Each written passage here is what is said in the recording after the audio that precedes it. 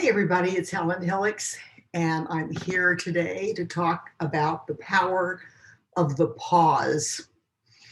When you think of the Dalai Lama or Jesus or Buddha or some other master spiritual teacher, philosopher, or modern day human, just think of someone who that you think of as having mastered the art of being a human being.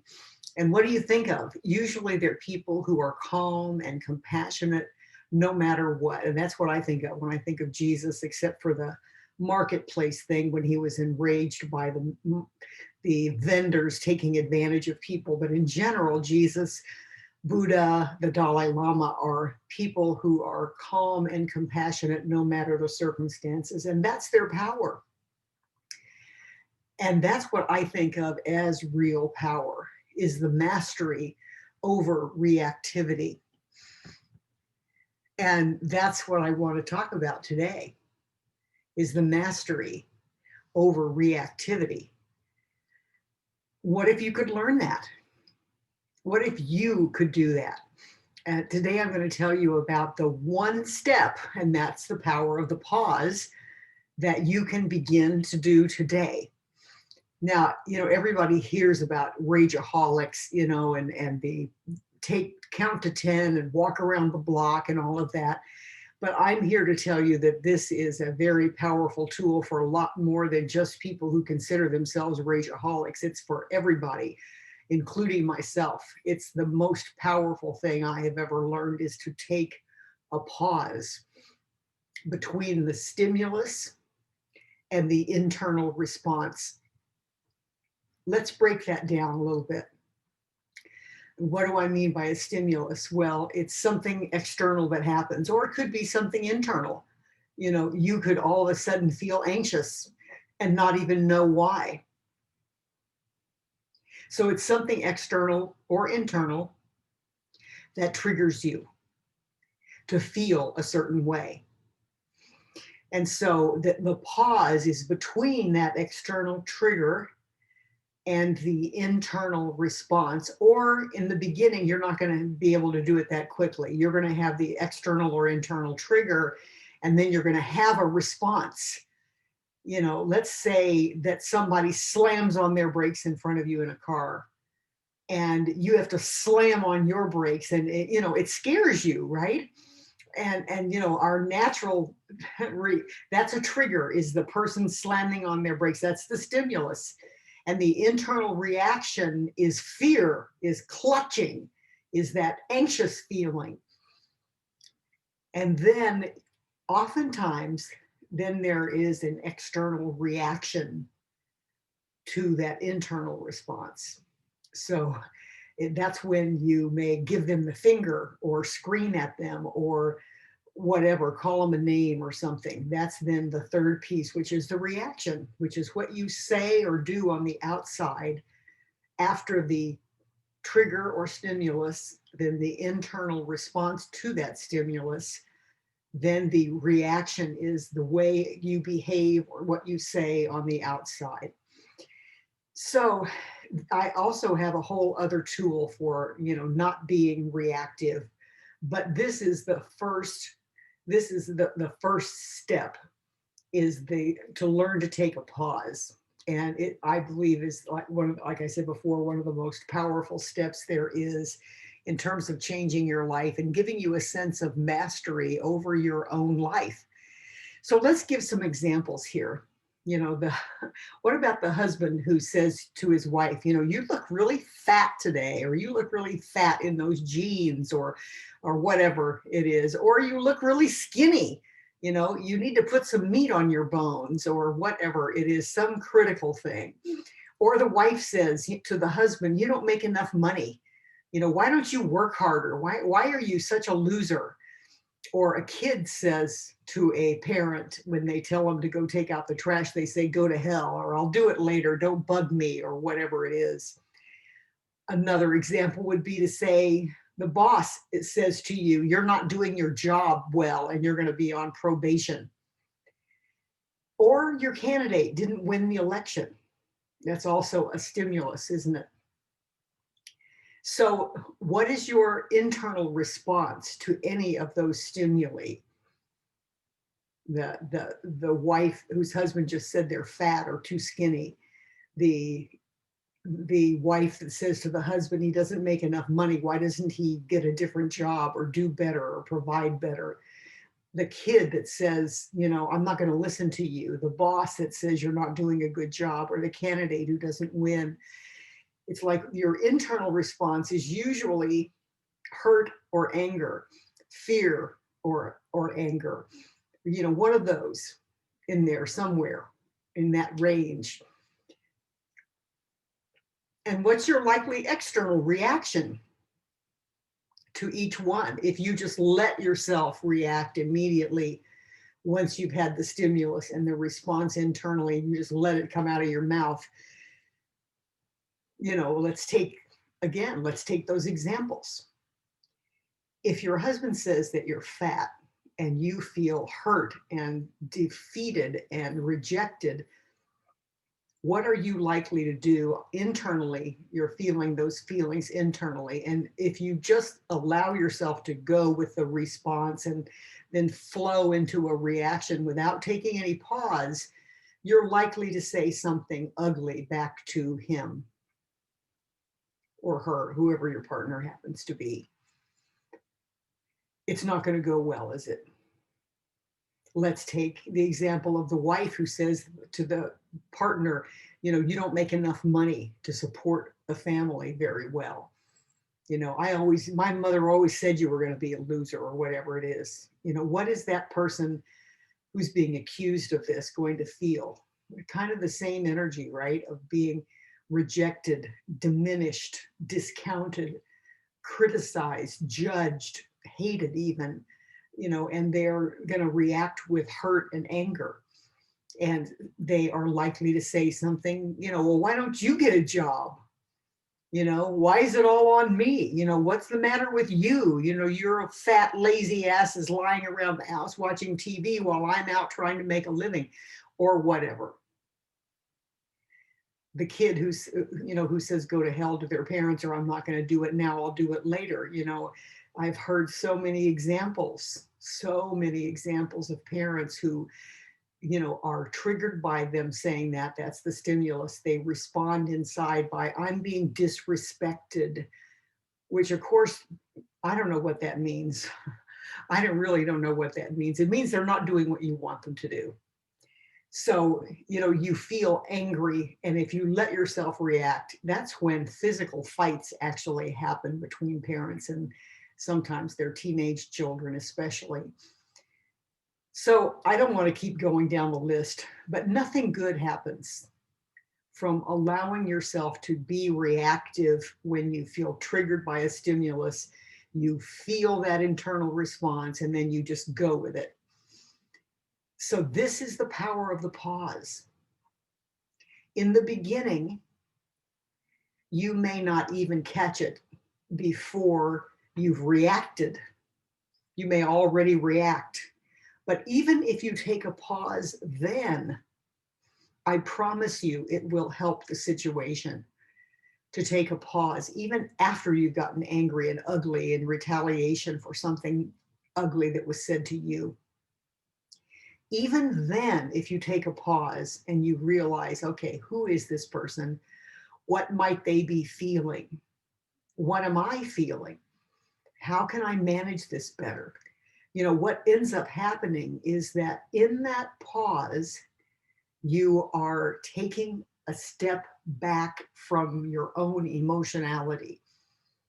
You're taking a step back from your own reaction, and you are engaging your mind. You are engaging your thought process, your logic. And you often, for me anyway, that what I am doing during the pause is taking a breath, using mindfulness practices, breathing and letting myself get neutral and connect to the oneness, connect to God, source, however you think of that, higher consciousness energy, connecting to the wisdom that's greater than my own. Allow yourself to take some deep breaths. And whatever it is, whether you are one of those people that counts to 10 or walks around the block or whatever, in the beginning, you're not going to probably know enough to take that pause until after some damage is done. Then you have to use one of the tools of redoing whatever happened. And there is another tool for that. So, and there are other videos you can look up for that. So that's okay. That is totally okay. No judgment. We're here to learn. We are here as human beings to learn. So there's nothing wrong with, behaving badly and then trying to clean it up after the fact. You're doing the best you can. If you want to become more conscious and develop more mastery, then you want to learn to take that pause sooner and sooner in the process. The next step after taking the pause after the reaction has already happened is to learn to take that pause between the internal response and what you choose to say or do behaviorally. So the person slams on their brakes in front of you and you have an internal clutching and fear, a fear reaction. But before you give them the finger or say anything negative or scream at them or whatever, that's the time you take the pause. You've had the internal response of being afraid, but before you do or say anything, you take a pause and you realize that person didn't want to slam on their brakes either.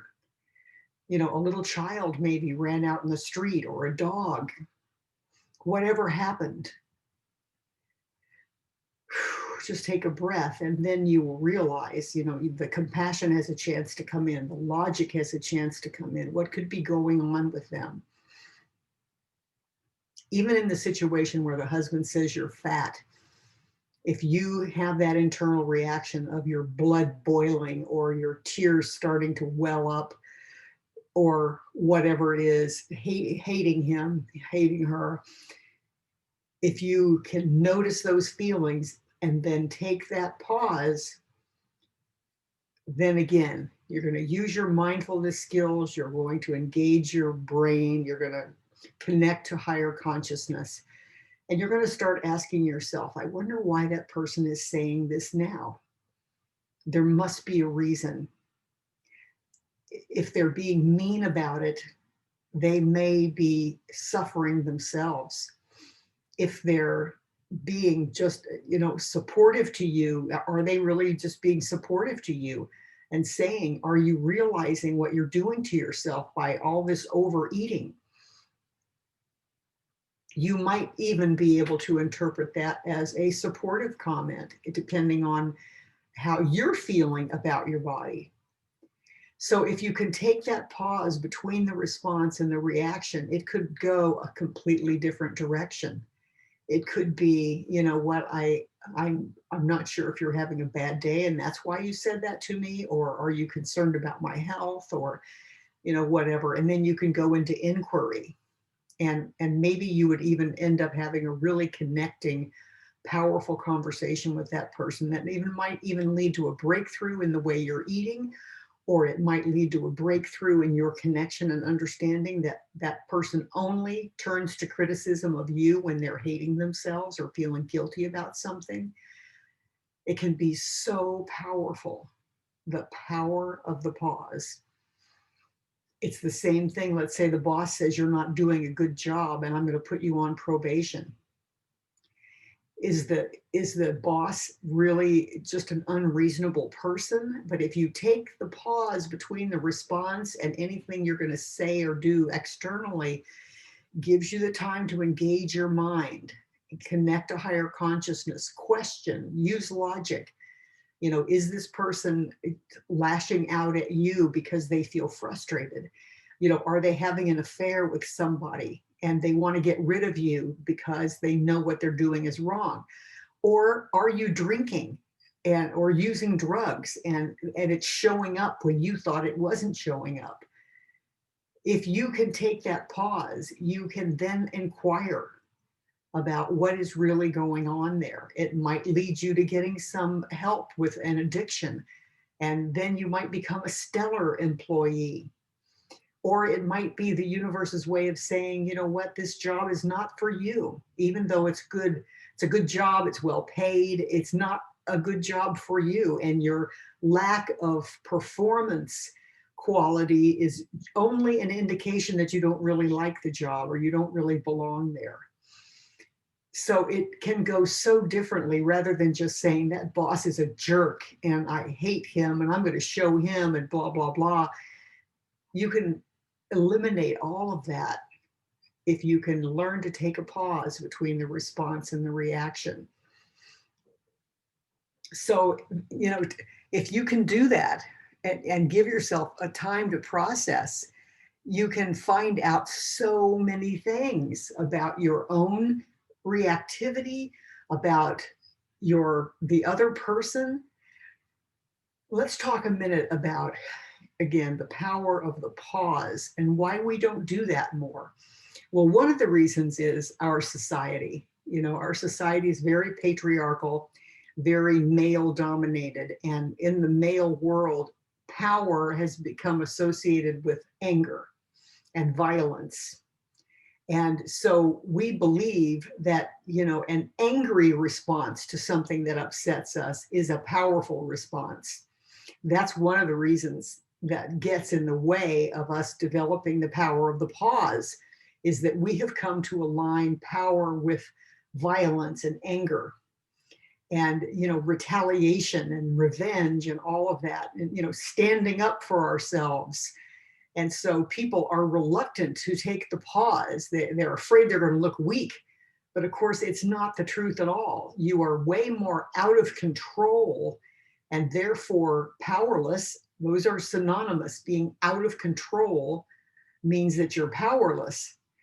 So just let that sink in for a moment, that our mistaken belief that power is violence and revenge and retaliation, that and you know, standing up for yourself. There's nothing wrong with standing up for yourself, but we have misused it so often. So if you can replace that belief that power is violence with power is awareness.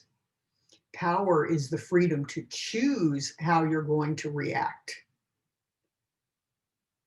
Power is the ability to think and connect to higher consciousness and to use the wisdom of the universe to guide you rather than some mistaken belief and misunderstood emotion inside yourself.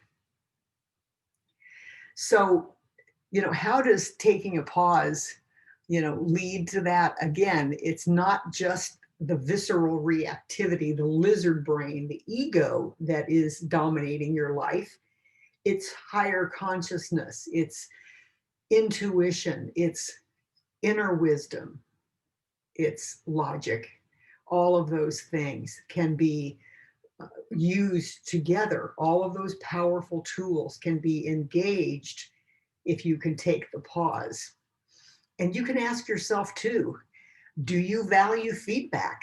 Because if you do value feedback, and this is something I struggled with a lot when I was younger, I always took feedback as criticism, as judgment, and I felt terrible. I felt so much shame about having done something wrong. But honestly, if you don't make mistakes, how are you ever going to learn? But that's, again, part of our society, is that mistakes are not okay. People don't say, oh, I'm so glad you made that mistake so that we can learn from it. No, it's like, you know, why didn't you study harder? Why did you do it that way?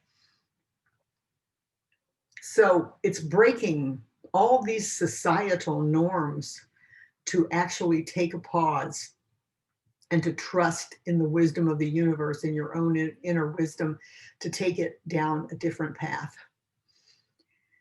So it's really important for all of us to learn this tool, this power of the pause, to let your mind go blank for a few seconds and to release. And Once you get really good at this, then you can move it up even more. You can move it up from having the pause between the response internally and the outer reaction. You can move it up again, even between the stimulus or the trigger and the response, so that you never even have the response. Let's say again that your wife or husband says, you look fat and unhealthy and you're eating like a pig. You might get such mastery over the pause that you don't even get upset when they say that. Now, this takes a lot of work, but you'd be surprised at what you can master. Or a child who talks back, you can definitely get to the place where you don't get triggered into that they're being disrespectful thing, and you just stay calm from the beginning, and you never even have a response internally to have to overcome.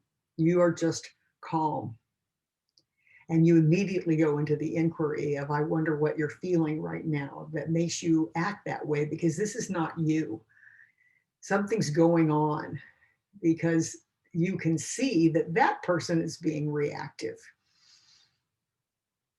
So remember that you can move up the pause to an earlier and earlier place in that stimulus response reaction formula.